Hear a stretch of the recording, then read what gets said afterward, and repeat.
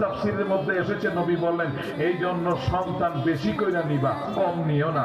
আর অহন দুইটা সন্তানের বেশি নই, একটা হইলে ভালো হয়। কদিন পরে স্লোগান বাইর করবো, একটি সন্তানের বেশি নই, না হইলে আরো ভালো হয়।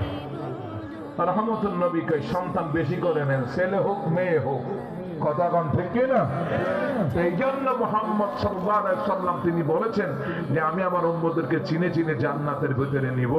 নবী সুপারিশ করে নিবেন যে জিহ্বা দিয়ে আপনি মাওলার জিকির করেন, যেই চক্ষু দিয়ে আপনি মাওলার কোরআন তেলাওয়াত দেখে দেখে পড়েন, দাম আছে না নাই? যে চক্ষু দিয়ে মা বাবার চেহারার দিকে তাকান, ওলামায়ে কেরামের চেহারার দিকে তাকান, মর্তবা আছে না নাই? এই জন্য জিকির করবেন কার? নামাজের মাধ্যমে জিকির করবেন কার? সুন্নাহ পদ্ধতিতে জিকির করবেন কার? এই জিকির করলে জান্নাতের মধ্যে নিয়ামত দিবেন কে? আল্লাহর বিধান নবীর তরিকায় চলতে পারলে আমার নবীর সাথে জান্নাত দিবেন কে? আল্লাহ